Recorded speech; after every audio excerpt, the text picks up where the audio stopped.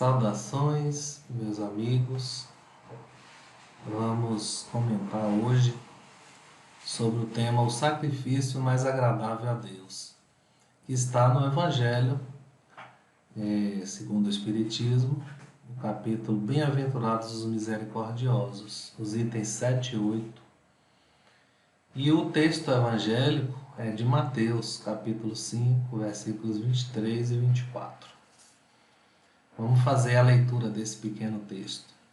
Se, portanto, quando fordes colocar a vossa oferenda no altar,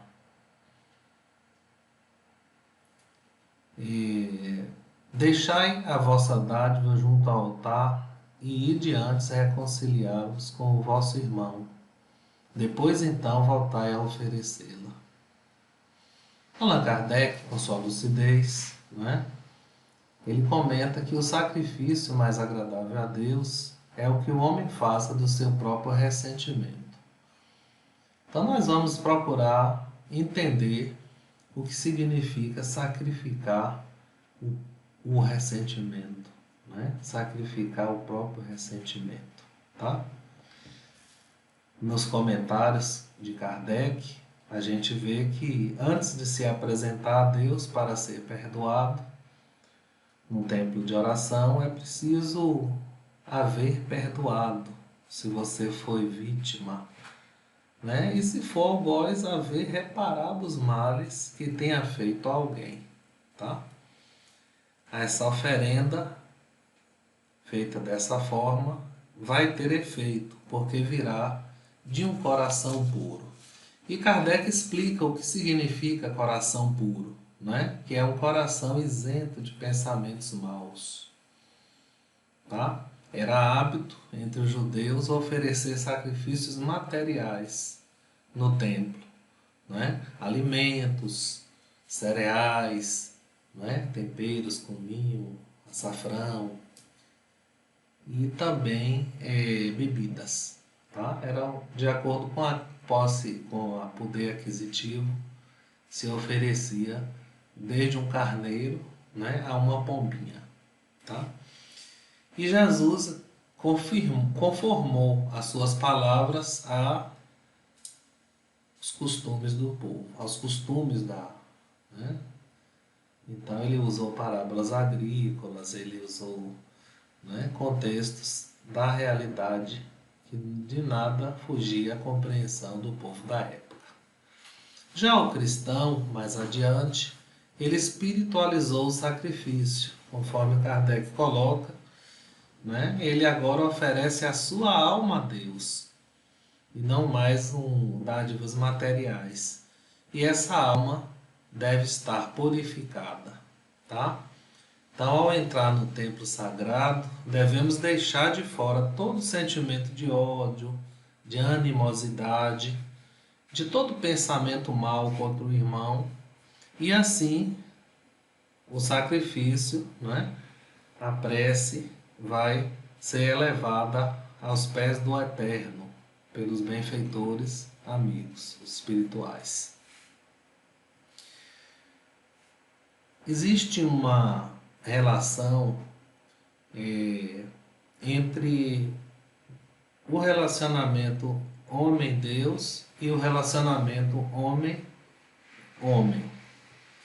Isso quer dizer, toda vez que surge uma barreira, que surge um desconforto entre um homem e um homem, naturalmente também é erguida a mesma barreira em relação ao homem e a Deus.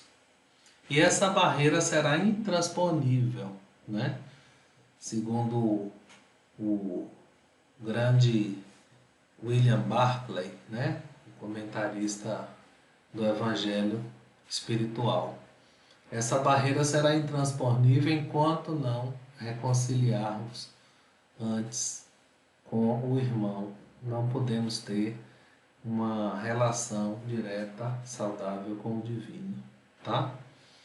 Quando Jesus falou essas palavras, ele não fez mais do que relembrar conceitos que os judeus conheciam muito bem e não deviam ter esquecido naturalmente. A ideia do sacrifício entre os judeus era uma coisa muito simples, tá? Se alguém cometia uma má ação, de alguma forma, essa má ação perturbava a relação entre ele e Deus. E o sacrifício, a oferta, tinha como a intenção restabelecer a normalidade dessa relação perdida com Deus. Porém, deve-se recordar duas coisas nesse sacrifício.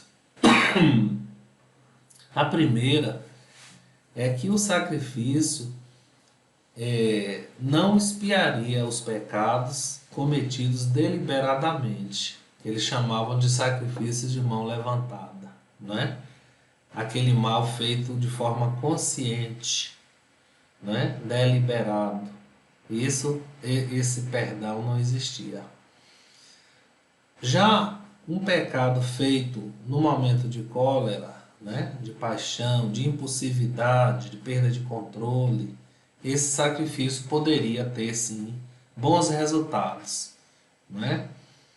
Mas feito de forma consciente, por maldade, dureza de coração, não valia. A segunda coisa era, para que o sacrifício fosse efetivo, ele devia conter a confissão do erro ou do pecado ao sacerdote e o arrependimento, né? Então, o arrependimento próprio também envolvia reparar o mal, tá? Reparar o mal. Todos os anos se celebra o dia do perdão, o dia Yom Kippur, né? O dia do perdão, dedicado ao perdão e ao arrependimento, né? É o dia da expiação, que ocorre entre setembro e outubro, tá? Porque cai num sábado, como a Páscoa cristã. É o sábado dos sábados, né? O dia mais sagrado do calendário judaico. Nesse dia se oferecem sacrifícios para o pecado do povo, né? Porém, os judeus sabiam que esses sacrifícios nem nesse dia especial valiam se o indivíduo antes não reconciliasse com o seu próximo. A divisão entre o homem e Deus não se resolvia enquanto não se resolvia ou restaurava a união entre o homem e o homem. Se alguém oferecia um sacrifício para expiar um roubo, por exemplo, né, não teria valor se antes o indivíduo não devolvesse a coisa roubada, a reparação do mal. Se ele se descobrisse se o sacerdote descobrisse que não foi devolvido o objeto do roubo, aquele sacrifício não tinha valor. Era impuro, devia ser queimado fora do templo, tá? Então, o indivíduo, antes de fazer a sua oferta, devia emendar a sua vida moral, tá? Buscando a reconciliação com Deus. Num certo sentido, esse sacrifício era um substituto, era um símbolo, né? E no momento da imolação da vítima, podia ser, por exemplo, um cordeiro, né? O ofertante colocava as mãos em cima da cabeça, apertando a cabeça fortemente, como se quisesse transmitir o pecado para o pobre do animal, não é? E ao fazê-lo dizia a Deus: ó Senhor, eu te invoco, né?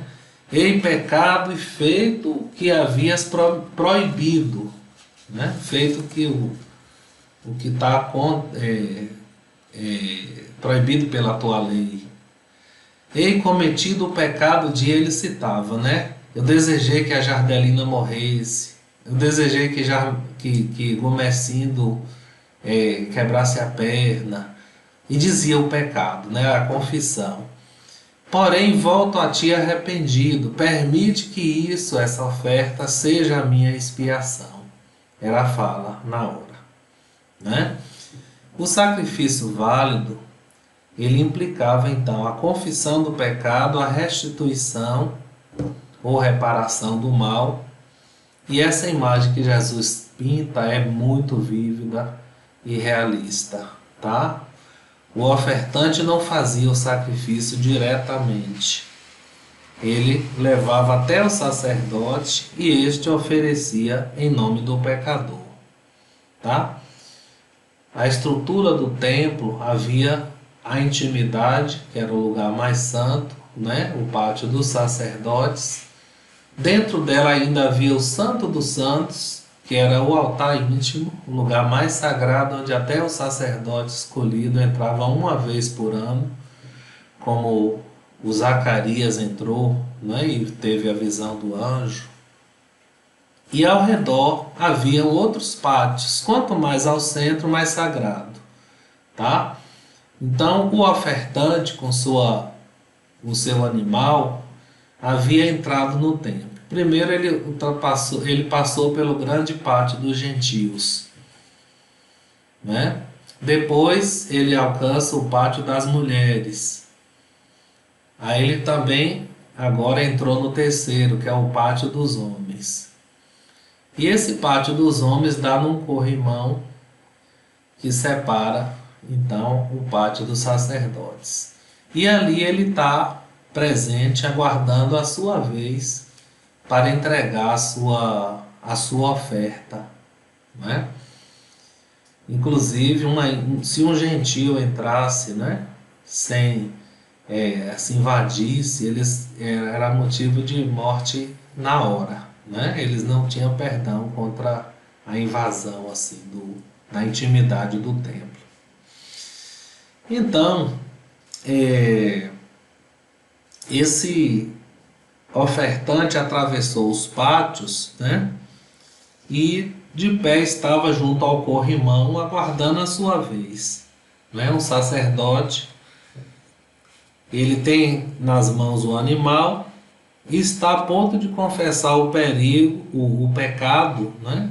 O seu erro, quando ele se lembra que não reconciliou com o irmão que ele ofendeu.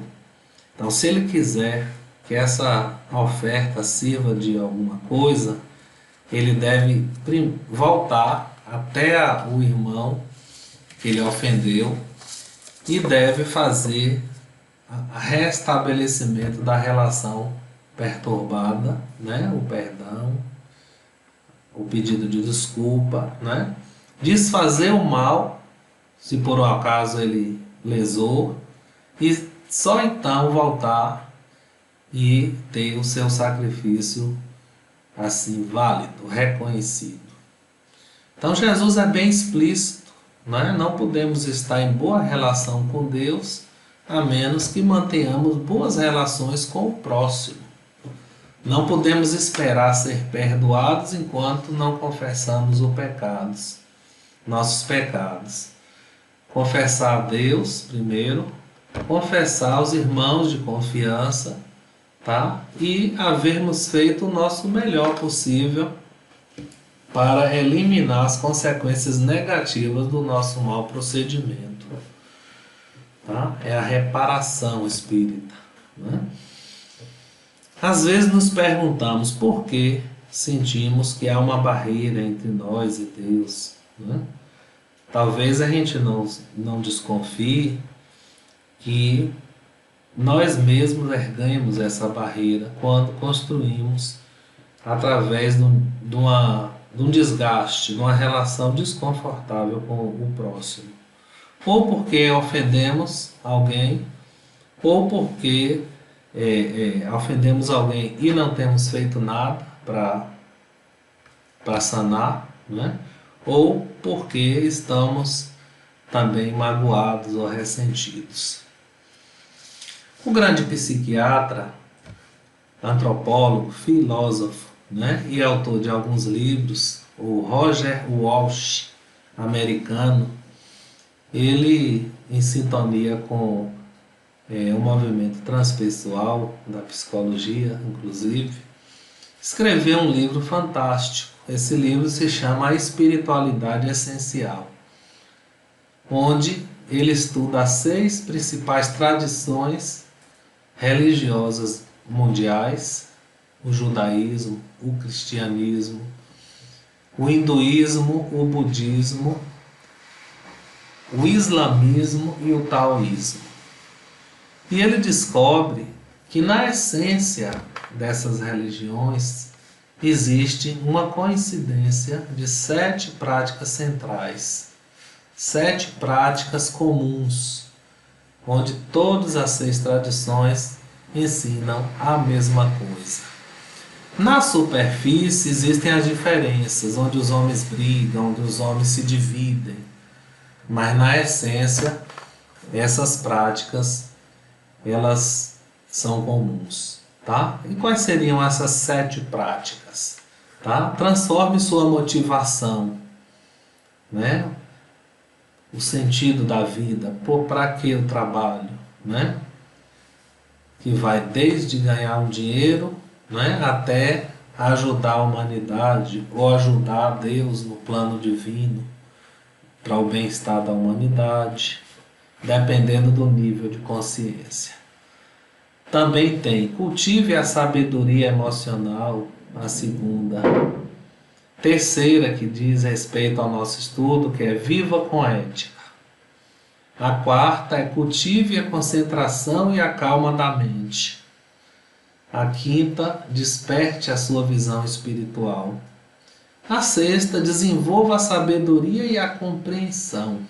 E a última, expresse o espírito na ação. Tá?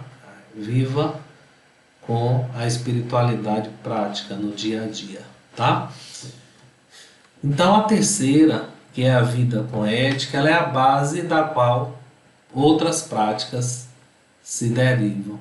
Não é? Porque é impossível você ser um praticante espiritual se você não vive com ética. Viver com ética é sentir-se bem praticando o bem. Então ele estuda a virtude, não é? Que é a prática da ética, não é? Em suas vantagens e em suas desvantagens, tá? Ele também diz assim que, em geral, o povo, né, o homem comum não compreende o que é vida ética, né, ou a prática da ética. Ainda é inacessível para a maioria dos terráqueos. Tá? Ter uma vida ética é uma das práticas espirituais ou religiosas mais poderosas que existe. A maioria, eles estão presos a diretrizes éticas, né? Onde seguem regras, tá? Pode isso, não pode aquilo, tá? Espírita não pode se comportar dessa forma e não pode isso, não pode aquilo, regras externas. Já uma vida ética vai além, ela vai mais profundamente. Significa simplesmente ser bom, ser piedoso e ser verdadeiro, tá? É apenas isso. Então a mensagem básica da vida ética, por exemplo, no cristianismo, também em outras tradições, tá? Do passado, como destaca Emmanuel em uma das suas mensagens, é a regra de ouro, tá? Do cristianismo. Faça aos outros aquilo que você gostaria que fizessem por você. No Evangelho está em Mateus 7,12. Né? Então, o sábio judeu foi também, na tradição judaica, desafiado a explicar a essência do judaísmo, no tempo em que ele aguentasse ficar com uma perna só. Né? Fez um 4. Imediatamente ele fez o 4 e respondeu: o que o magoe, não faça a seu vizinho. Essa é toda a doutrina. E resumiu. Então precisa haver um motivo melhor, uma razão melhor para vivermos com ética do que a culpa, do que o medo do castigo do inferno. E felizmente existe, não é? Felizmente existe. Falando dos benefícios da virtude, né?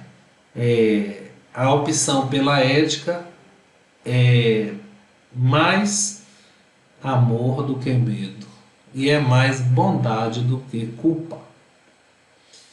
E ele começa a dizer dos custos de uma vida contrária à ética, tá? Então, os custos de uma vida contrária à ética ele divide em dois: os custos imediatos e os custos a longo prazo. O custo imediato é quando magoamos alguém, mentimos, né? E imediatamente temos emoções negativas, sentimos raiva, medo, né? Ciúme.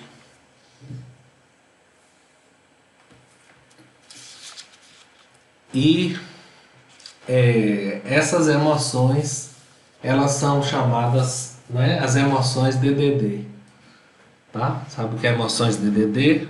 Elas são destrutivas, elas são danosas e são dolorosas.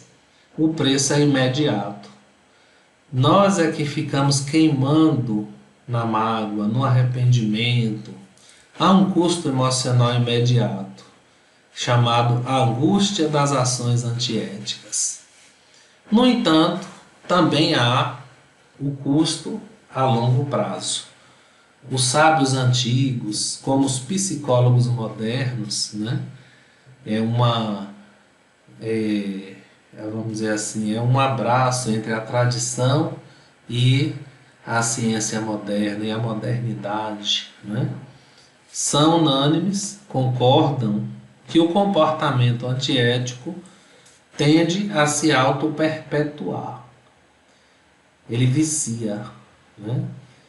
Ele fortalece os estados destrutivos da mente, deixando marcas psíquicas, marcas cerebrais nos neurotransmissores, né? E na comunicação deles.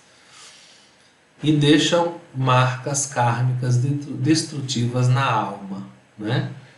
O que fazemos com frequência passa a ser nossa natureza, passamos a ser aquilo, tá?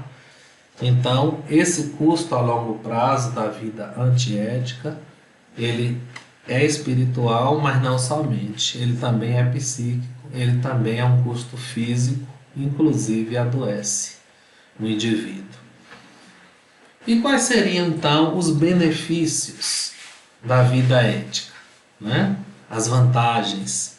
Comportamento ético, quando tentamos favorecer o bem-estar das pessoas e também do nosso bem-estar, né? Não é só das pessoas, que seria baixa estima, não é só o nosso, que seria egoísmo, mas o bem-estar de todos nós é muito mais benéfico, né? Quando perdoamos, ao invés de retaliar. Quando ajudamos uma pessoa no lugar de atacar a pessoa, sabe? Nos tornamos, portanto, uma fonte de cura, né? E não de dor. A vida ética, com atos de perdão, né? Com atos de ajuda ao próximo, favorece qualidades como o amor, a generosidade, a paz. E quando doamos amor a alguém, esse amor primeiro brilha em nossa mente, em nossa aura, e irradia, transbordando para envolver terceiros, não é? Deixando uma marca curativa em ambos, no próximo e também em nós mesmos. Então existe um princípio psicológico e espiritual. O que pretendemos para o outro, criamos para nós. Tá? Se você pretende criar, ajudar alguém no sentido, tá? No aprendizado, no ensino, na saúde, né? Na educação, você primeiro está se educando, está se instruindo e aprendendo.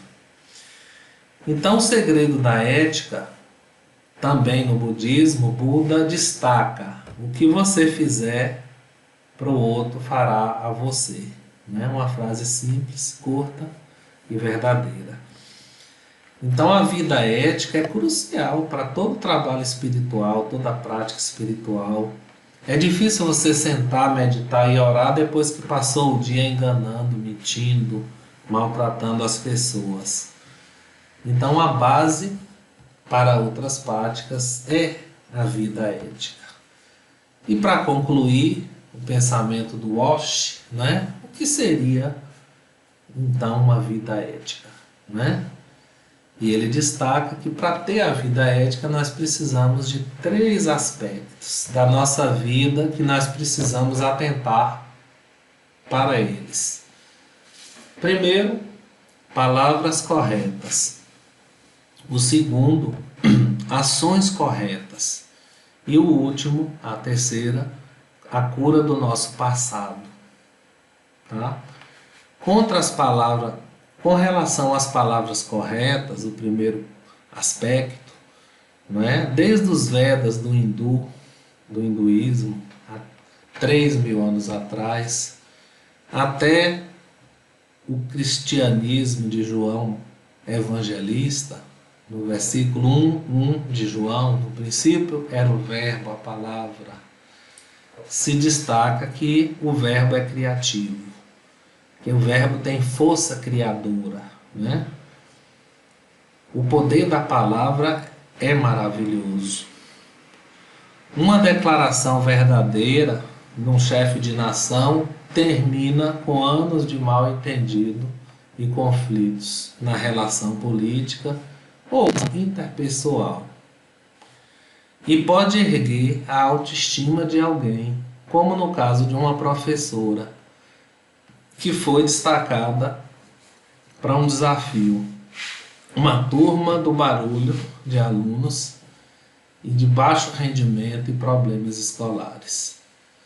Primeiro dia de aula, ela foi com os papéis, distribuiu e pediu que cada um colocasse o nome dos colegas em cada folha.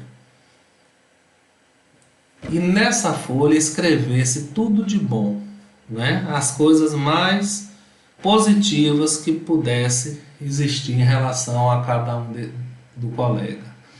No final ela recolheu as folhas, levou para casa e separou, juntando todas as folhas de Mark, todas as folhas de Maria. No dia seguinte, ela entregou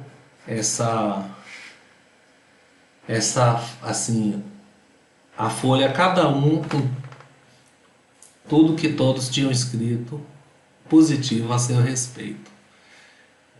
E a transformação foi imediata. De repente, começou assim um a sorrir. Nossa, eu não sabia que eu era importante assim. Nossa, eu não sabia que gostavam tanto de mim desse jeito, não é?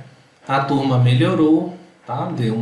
E ninguém mais falou o assunto, falou sobre o assunto, né? Ela ficou questionando se aquilo teria tido o impacto desejável. No entanto, ela já aposentada, anos mais tarde, ela foi convidada para o sepultamento de Mark, né? E Mark tinha sido morto na guerra do Vietnã. Essa é a história antiga.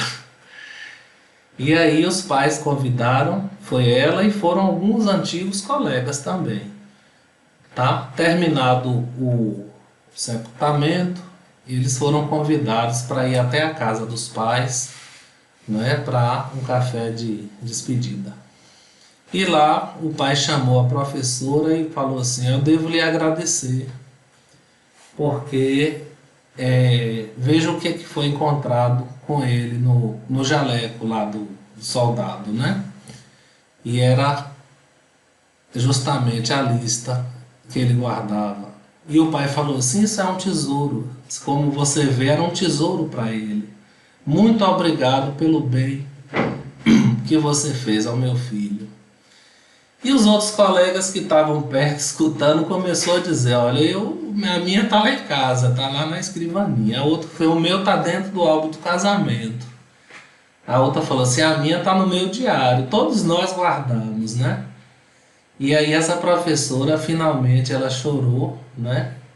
E ficou muito emocionada, né? Dizendo que foi aquilo o maior presente, né? Que ela teve na sua história.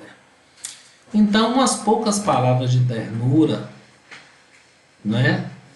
que ela estimulou e toda uma vida, né? E toda uma vida de impacto que durou para aquelas pessoas. Palavras bondosas valem muito mais e custam pouco, tá? O segundo aspecto da vida ética é a ação correta, tá? Fazer o que é benéfico para todos nós, para a maioria, né? Não só para mim, não só para um outro, mas para todos nós. Quando praticado de forma sábia, né? Essa ação correta, ela não é sacrifício, não significa sacrifício. No entanto, há uma cilada, um perigo, que é cair no ritualismo, nos códigos rígidos, né? E se degenerar em repetições, na ritualização, porque isso é a tragédia das religiões. Ela é tal para uma religião. E nenhuma grande religião escapou disso. Tá? Os fundadores têm sua experiência mística, eles são a fonte do conhecimento, da revelação. Mas os seguidores não adotam as práticas e não vivem, né, de acordo, não se transformam e aí não preservam e acabam criando, né, assim, deturpações naquela mensagem que vem da fonte pura. Aí o tempo passa e precisam surgir renascimentos religiosos. Na época de Jesus, ele criticou o legalismo sutil dos fariseus, né? A religião baseada em lavar as mãos, em que era trabalho, que não era, né? Em, vamos dizer assim, conceitos rígidos, né? De comportamentos externos, nada a ver com a questão moral interior. Séculos depois, o próprio cristianismo também foi alvo da divisão, quando os protestantes se rebelaram, né, contra o sacramentalismo católico, que enfatizava ritos ortodoxos, né, como, por exemplo, essenciais para a salvação. Tá? E o motivo básico da ação ética não é de forma alguma acreditar nisso ou naquilo, tá? Ou fazer esse ou aquele ritual ou sacramento, senão é ter a vida ética. E a vida ética se resume a duas coisas: ser gentil e ser útil ao terceiro, ao próximo, tá? O novo aspecto, o último aspecto, né, é curar o nosso passado, tá? Quando sentamos para meditar, inicialmente a mente está fervilhando. Se o indivíduo insiste, aproxima de 10 a 20 minutos, a mente dá uma aquietada e aí irrompe memórias de que não está bem dentro de nós, né? É um trabalho importante do autoconhecimento. O que não está bem dentro de nós, muitas vezes, foram comportamentos antiéticos nossos, tá? Momentos em que ferimos terceiros, ou o momento em que fomos feridos por terceiros. E essas memórias, elas podem ser recentes, ela pode ter anos, ela pode ter décadas. E vamos dizer que pode ser interexistenciais, ela pode ter até vidas, não é? Como a gente viu no caso dos inimigos desencarnados, tá? Isso fica como um assunto pendente na vida psíquica, precisando ser purificado, precisando ter a cura emocional que o perdão propicia. E nós estamos trabalhando essa sequência de palestras, né, sobre a misericórdia, o perdão, a indulgência e a reconciliação. Tá? Então, o que é que acontece na meditação?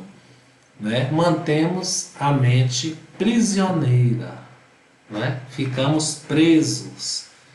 E esse vínculo com o passado as religiões chamam de karma, resíduo psíquico de ações passadas. né? Mas é possível libertar a mente, tá? É possível nos libertarmos do passado, porque o passado continua vivo no presente. Na realidade, não é nada passado, não, viu? A realidade é que a gente está vivendo isso aí até hoje, é nosso presente. E o Cristo falou: deixa os mortos enterrar seus mortos, né? Assim, deixa isso para trás, vira essa página emocional e siga livre de qualquer influência negativa, tá? De qualquer influência do passado. Então, talvez alguém tenha nos magoado e ainda guardamos raiva, ressentimento. Talvez ferimos alguém e guardamos uma culpa. Talvez não tenhamos dito aos pais que amamos enquanto estamos a caminho com eles, não é? E nós estamos guardando isso aí na mente, tá? Então, as grandes religiões, as 6 tradições mundiais, elas oferecem 5 diretrizes para curar o nosso passado. Quais seriam as 5? Primeiro, corrigir o mal. Se você causou dano a alguém, dor a alguém, procure desfazer esse dano. Mesmo que o outro não queira a relação ou a reconciliação, mas você pode, por exemplo, irradiar orações, paz, saúde, irradiar coisas boas, né? E pode reparar o dano causado. Segundo, busque soluções nas quais todos ganhem. Todos tirem lição, aproveitamento, aprendizado, tá? Se alguém o magoou, procure explicar suavemente que o comportamento dele foi lesivo do que atacar, tá? Porque essa interação ela pode curar a relação e fazer bem, né? Terceiro, evite atacar. O ataque é uma tentação emocional aguda. Mas se a gente resiste, não é? Ou se a gente não resiste, a gente cria uma situação espiral de raivas e de contra-ataque que se perpetua às vezes, envolvendo gerações, envolvendo o mundo espiritual, os inimigos desencarnados, ou até numa nova reencarnação ainda o problema, né, das contendas, da rivalidade. Quarto, comunique-se, tá? Conte a alguém de confiança, um terapeuta, né? O seu comportamento antiético. Isso é a base dos grupos espirituais, né? Terapêuticos, grupos terapêuticos como o AA, né? A confissão. Isso é terapêutico e já está provado que funciona. E o último, a quinta orientação é: aprenda o máximo possível com a sua experiência. Tire uma lição, um dilema resolvido, tá? E verifique o que foi que resolveu. Por exemplo, um escândalo dentro de um grupo que foi resolvido pelo silêncio de uns 3 que, sabendo dos fatos, silenciaram para o bem de todos, até que o problema passou sem maiores repercussões, tá? Então, disso a gente pode tirar um aprendizado. Resumindo, Jesus anunciou uma ética, né, que exige um novo comportamento. Ele vai além de seguir regras, tá? Ele vai recomendado para alguém que abriu seu coração para uma relação com o divino. Alguém que conseguiu quebrar a barreira que existia com Deus, depois de ter quebrado a barreira que existia com o próximo, tá? E quem pratica a religião apenas exterior, seguindo, não é, os rituais de assistir à missa, assistir à doutrinária, de tomar a hóstia ou tomar a aguinha fluidificada, a bênção, o passe, isso não é? Desvinculado da sua vida, não é? De relação, a vida cotidiana, principalmente a vida de relação, né? Não está captando, não está na prática verdadeira, tá? Quando a gente guarda um coração de mágoa, de ressentimentos, mesmo frequentando a religião, a gente ainda não deu um passo importante na direção da cura. Então importa primeiro limpar o coração. E isso só é possível quando o ser humano se reconcilia com o próximo, com o adversário interior, tá? O sacrifício oferecido a Deus é um sacrifício das emoções negativas, é o holocausto das nossas inferioridades, originadas principalmente do orgulho, do egoísmo e do medo. Tá? É um autossacrifício, uma abnegação e uma renúncia que levam ao aprimoramento. O altar é a nossa consciência, onde lembramos que o irmão tem algo contra nós e que isso precisa ser reajustado.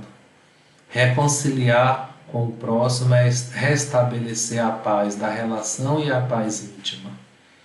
E até que alcancemos essa união com Deus, é natural que ocorram disputas, desentendimentos, ciúmes, né? E problema entre nós. Mas é preciso não deixar que esse ressentimento permaneça muito tempo. O ideal é não se ressentir, como vimos na palestra de abertura da série Misericordiosos, né? Mas se ressentimos, não deixar que ele permaneça, porque ele consome e corrói o coração como um câncer. E o Cristo, o nosso psicoterapeuta de excelência, grande psicólogo, ensinou que devemos reconciliar com o nosso adversário o mais depressa possível. Desejo muita paz e boas reflexões. Muito obrigado pela atenção.